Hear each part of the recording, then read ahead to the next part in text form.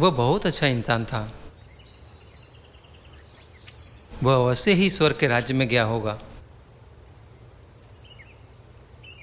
नहीं, मुझे नहीं लगता कि मेरा दोस्त स्वर्ग में है।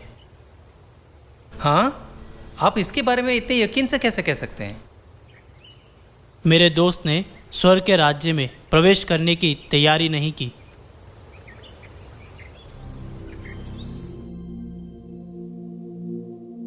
भले ही वह जहाँ भी जाता था हमेशा पहले से तैयारी करता था।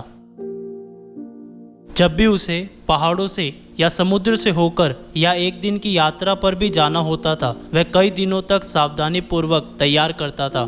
हालांकि मैंने अपने दोस्त को स्वर्ग के राज्य की तैयारी करते हुए कभी नहीं देखा।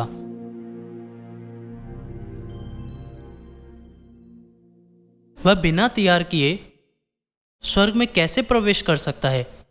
क्या आप सहमत नहीं हैं?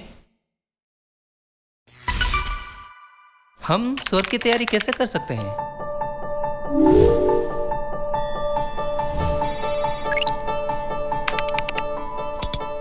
स्वर्ग का राज्य एक ऐसी जगह है जहाँ कोई मृत्यु नहीं है और एक ऐसी जगह है जहाँ हम सदा के लिए जी सकते हैं। फिर हम स्वर्ग के राज्य में प्रवेश करने की तैयारी कैसे कर सकते हैं?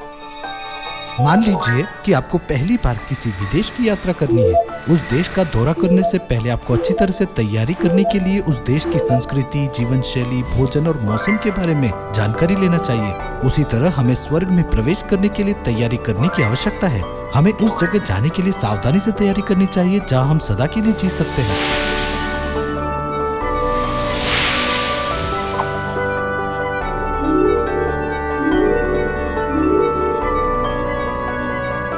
यीशु के मांस और लहू में अनंत जीवन निहित है।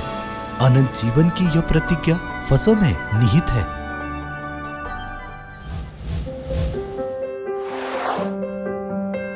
अतः चेलों ने यीशु की आज्ञा मानी और फसह तैयार किया। यीशु ने रोटी ली और आशीष मांगकर तोड़ी। लो, खाओ, यह मेरी देह है। फिर उसने कटोरा लेकर धन्यवाद किया, यह वाचा का मेरा वह लहू है।